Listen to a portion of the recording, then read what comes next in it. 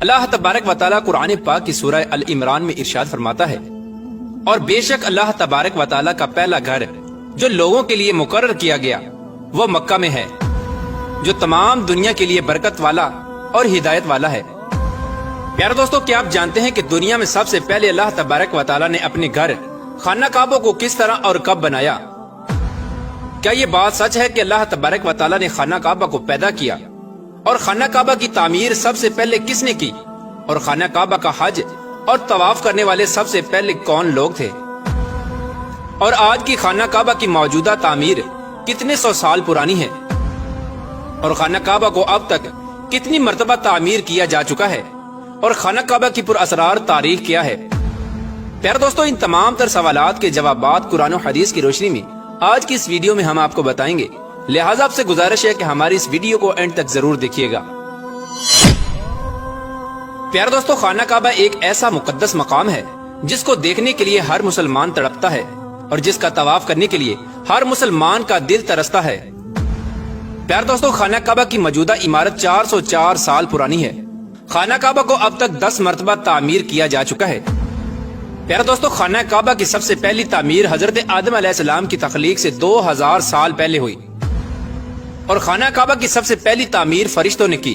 جس طرح کہ تفسیر قرطبی میں لکھا ہے کہ جب اللہ تبارک و تعالیٰ سے فرشتوں نے کہا کہ انسان تو تخلیق کے بعد زمین میں فساد برپا کرے گا اور بہت خون ریزی ہوگی، جس پر اللہ پاک نے فرمایا کہ جو کچھ میں جانتا ہوں وہ تم نہیں جانتے، فرشتے یہ گمان کرنے لگے کہ اللہ تبارک و تعالیٰ ہم سے ناراض ہو گیا ہے۔ اس وقت فرشتے اللہ تبارک و تعالیٰ کو راضی کرنے کے لیے اللہ تبارک و تعالیٰ کے عرش کے نیچے طواف کرنے لگے اور اللہ پاک کی تسبیح بیان کرنے لگے، تو اللہ تبارک و تعالیٰ نے ان پر رحمت نازل فرمائی اور اپنے عرش کے نیچے خوبصورت اور حسن و جمال والا گھر تعمیر کیا جو زبرجد کے 4 ستونوں پر قائم تھا، اور یہ گھر فرشتوں کے درمیان بیت المعمور کے نام سے متعارف ہوا۔ جس طرح کہ اللہ تبارک و تعالیٰ سورہ طور میں بیت المعمور کا ذکر فرماتا ہے۔ پیارے دوستو، بیت المعمور فرشتوں کا کعبہ ہے اور یہ 7ویں آسمان میں عرش کے سامنے کعبہ شریف کے بالکل اوپر ہے۔ فرشتوں کے درمیان بیت المعمور کی ایسی ہی حرمت ہے جیسے زمین پر کعبہ معظمہ کی حرمت ہے۔ یہ آسمان والوں کا قبلہ ہے اور ہر روز 70,000 فرشتے اس کا طواف کرتے ہیں اور نماز کے لیے حاضری دیتے ہیں۔ جو فرشتہ ایک بار بیت المعمور میں طواف کر لیتا ہے یا نماز پڑھ لیتا ہے، اس کے بعد دوبارہ اس کو کبھی موقع نہیں ملتا، بلکہ ہر روز نئے 70,000 فرشتے بیت المعمور میں حاضری دیتے ہیں اور اللہ تبارک و تعالیٰ کی عبادت کرتے ہیں۔ بخاری اور مسلم شریف کی حدیث ہے کہ حضور پاک صلی اللہ تعالی علیہ وآلہ وسلم کو بھی بیت المعمور دکھایا گیا۔ پیارے دوستو، سب سے پہلے اللہ تبارک و تعالیٰ نے فرشتوں کے لیے کعبہ بنایا جس کو بیت المعمور کہا جاتا ہے۔ اس کے بعد اللہ تبارک و تعالیٰ نے فرشتوں کو حکم دیا کہ زمین پر بھی اس بیت المعمور کی مانند میرا گھر بناؤ، تاکہ جس طرح فرشتے بیت المعمور کا طواف کرتے ہیں اسی طرح زمین پر میرے بندے اس گھر کا طواف کریں اور میری عبادت کریں۔ چنانچہ فرشتوں نے اللہ تبارک و تعالیٰ کے حکم کی تعمیل کرتے ہوئے سب سے پہلے زمین پر بیت اللہ شریف کی تعمیر کی اور اس کا طواف شروع کیا، اور فرشتوں نے ہی سب سے پہلے خانہ کعبہ کا حج کیا۔ پیارے دوستو، خانہ کعبہ کی دوسری تعمیر اس وقت ہوئی جب اللہ تبارک و تعالیٰ نے حضرت آدم علیہ السلام کو تخلیق کرنے کے بعد زمین پر اتارا۔ اس طرح جب حضرت آدم علیہ السلام جنت سے زمین پر تشریف لائے تو حضرت آدم علیہ السلام نے اللہ تبارک و تعالیٰ کی بارگاہ میں عرض کی، یا رب العالمین، میں یہاں نہ تو ملائکہ کی تسبیح و تکبیر سن سکتا ہوں اور نہ ہی کوئی عبادت گاہ دیکھتا ہوں، جیسا کہ آسمان میں بیت المعمور کو دیکھا کرتا تھا جس کے ارد گرد فرشتے طواف کیا کرتے تھے۔ حضرت آدم علیہ السلام کی یہ فریاد سن کر اللہ تبارک و تعالیٰ نے حضرت آدم علیہ السلام سے فرمایا کہ جاؤ، جہاں پر ہم نشان بتائیں وہاں کعبہ بنا کر اس کے ارد گرد طواف بھی کر لو اور اس کی طرف منہ کر کے نماز بھی ادا کرو۔ حضرت جبرائیل علیہ السلام کو اللہ تبارک و تعالیٰ نے حضرت آدم علیہ السلام کی رہبری کے لیے ان کے ساتھ بھیجا۔ چنانچہ حضرت جبرائیل علیہ السلام اللہ تبارک و تعالیٰ کے حکم کے مطابق حضرت آدم علیہ السلام کے ساتھ چل پڑے اور انہیں اس مقام پر لائے جہاں سے زمین بنی تھی، یعنی جس جگہ سب سے پہلے زمین کی جھاگ پیدا ہوئی تھی اور پھر وہی جھاگ پھیل کر پوری زمین بنی۔ اس مقام پر حضرت جبرائیل علیہ السلام نے اپنے پر کو زمین پر مارا تو 7 زمینوں تک خانہ کعبہ کی بنیاد ڈال دی، جن بنیادوں کو فرشتوں نے 5 پہاڑوں کے پتھروں کی مدد سے بھرا اور ان بنیادوں پر چاروں طرف دیواریں کھڑی کر دی۔ ان 5 پہاڑوں میں کوہ لبنان، کوہ طور، کوہ جود ہیرا وغیرہ بھی شامل تھے۔ اس طرح اس دوسری تعمیر میں حضرت جبرائیل علیہ السلام، حضرت آدم علیہ السلام اور حضرت اماں حوا رضی اللہ تعالی عنہا نے بھی شرکت کی۔ حضرت اما حوا رضی اللہ تعالی عنہ مٹی اٹھا اٹھا کر لاتی اور حضرت آدم علیہ السلام خانہ کعبہ کی تعمیر کرتے۔ جب خانہ کعبہ کی تعمیر کا کام مکمل ہو گیا تو پھر اللہ تبارک و تعالی نے حضرت آدم علیہ السلام کو طواف کرنے کا حکم دیا اور ساتھ ہی فرمایا کہ آپ پہلے انسان ہیں اور یہ پہلا گھر ہے۔ پھر حضرت آدم علیہ السلام خانہ کعبہ کی طرف منہ کر کے نماز ادا کیا کرتے اور اللہ تبارک و تعالی کی عبادت میں مشغول رہا کرتے۔ خانہ کعبہ کی تیسری تعمیر۔ پیارے دوستو، تعمیر آدم کے بعد وقت کے ساتھ ساتھ خانہ کعبہ کی دیواریں بھی کمزور ہونے لگیں، تو حضرت آدم علیہ السلام کے بیٹے حضرت شیس علیہ السلام نے مٹی اور پتھر سے خانہ کعبہ کو دوسری مرتبہ تعمیر کیا، جبکہ بعض مفسرین کا یہ کہنا ہے کہ حضرت شیس علیہ السلام نے صرف خانہ کعبہ کی مرمت کا کام کیا، اس کی تعمیر نہیں کی۔ پیارے دوستو، اب بات کرتے ہیں خانہ کعبہ کی چوتھی تعمیر کے بارے میں۔ خانہ کعبہ کی چوتھی تعمیر اس وقت ہوئی جب اللہ تبارک و تعالی نے حضرت نوح علیہ السلام کی قوم پر طوفان کا عذاب بھیجا۔ طوفان نوح میں خانہ کعبہ کی عمارت غائب ہو گئی اور بعض روایات کے مطابق خانہ کعبہ کی عمارت کو اٹھا لیا گیا اور یہ جگہ صرف ایک اونچے اور سرخ ٹیلے کی طرح رہ گئی تھی۔ اس طوفان کے بعد جب حضرت ابراہیم علیہ السلام اس دنیا میں تشریف لائے تو اللہ تبارک و تعالی نے حضرت ابراہیم علیہ السلام کو خانہ کعبہ کی تعمیر کرنے کا حکم دیا۔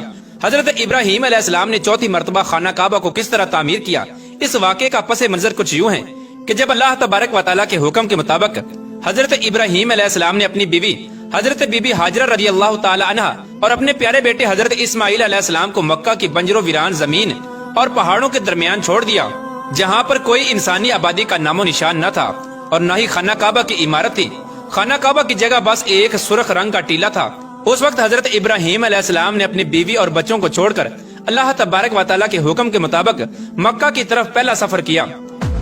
اس کے بعد جب دوسری دفعہ حضرت ابراہیم علیہ السلام اپنے خاندان سے ملنے کے لیے فلسطین سے مکہ آئے تو تب حضرت اسماعیل علیہ السلام کی قربانی کا واقعہ پیش آیا، اور تیسری بار جب حضرت ابراہیم علیہ السلام مکہ میں تشریف لائے تو حضرت اسماعیل علیہ السلام کی شادی ہوئی اور اس وقت حضرت ہاجرہ رضی اللہ تعالی عنہ کا انتقال ہو چکا تھا۔ چوتھی مرتبہ جب حضرت ابراہیم علیہ السلام مکہ میں تشریف لائے تو آپ کی ملاقات آپ کے بیٹے حضرت اسماعیل علیہ السلام سے نہ ہوئی۔ پھر پانچویں مرتبہ جب حضرت ابراہیم علیہ السلام مکہ میں تشریف لائے تو اس وقت اللہ تبارک و تعالی نے حضرت ابراہیم علیہ السلام کو بیت اللہ کی تعمیر کرنے کا حکم دیا۔ حضرت ابراہیم علیہ السلام نے حضرت اسماعیل علیہ السلام سے فرمایا کہ میرے بیٹے، اللہ تبارک و تعالی نے مجھے حکم دیا ہے کہ میں اس گھر کی تعمیر کروں۔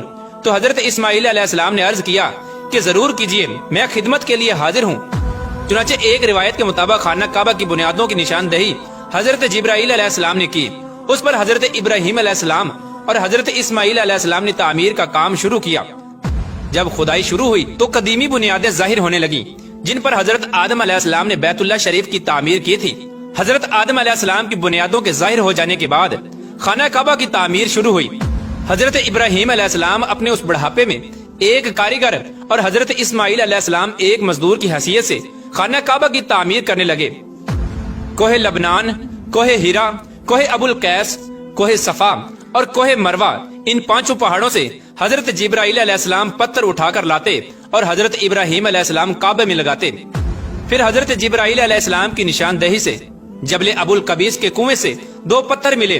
حضرت ابراہیم علیہ السلام ان پتھروں کو اٹھا کر لائے۔ ان میں سے ایک پتھر حجر اسود تھا اور دوسرا پتھر مقام ابراہیم کے نام سے مشہور ہوا۔ پیار دوستو، مقام ابراہیم وہ مشہور پتھر ہے جس پر کھڑے ہو کر حضرت ابراہیم علیہ السلام نے کعبہ کی دیواریں بلند کی۔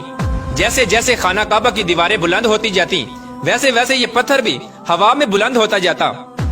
پیار دوستو، نبی کریم رؤوف الرحیم صلی اللہ تعالی علیہ وآلہ وسلم نے ارشاد فرمایا کہ حجر اسود جب جنت سے اتارا گیا تو دودھ سے بھی زیادہ سفید تھا، پھر انسانوں کے گناہوں نے اسے سیاہ کر دیا۔ اور ایک اور روایت کے مطابق نبی کریم رؤوف الرحیم صلی اللہ تعالی علیہ وآلہ وسلم نے ارشاد فرمایا، حجر اسود اور مقام ابراہیم جنت کے یاقوتوں میں سے 2 یاقوت ہیں۔ اللہ تبارک و تعالی نے ان کے نور کی روشنی کو بجھا دیا۔ اگر اللہ تبارک و تعالی ان کے نور کی روشنی کو نہ بجھاتا تو یہ مشرق سے مغرب تک سب کو روشن کر دیتے۔ خانہ کعبہ کی 5ویں اور 6ٹھی تعمیر۔ خانہ کعبہ کو 5ویں بار قوم عمالقہ اور 6ٹھی مرتبہ قبیلہ جرہم نے تعمیر کیا۔ قبیلہ جرہم میں سے جس شخص نے یہ کام کیا اس کا نام حرس بن مداد اصغر تھا۔ خانہ کعبہ کی 7ویں تعمیر۔ خانہ کعبہ کی 7ویں تعمیر کرنے والے نبی آخر الزمان حضرت محمد مصطفیٰ صلی اللہ تعالی علیہ وآلہ وسلم کے پاک نسب میں سے ایک بزرگ ہیں جن کا نام حضرت قصہ بن کلاب تھا۔ انہوں نے خانہ کعبہ کی از سر نو تعمیر کی اور ایک بے مثال پختہ عمارت تعمیر کرائی۔ پیارے دوستوں، خانہ کعبہ کی 8ویں تعمیر کی ضرورت اس وقت پڑی جب قبیلہ قریش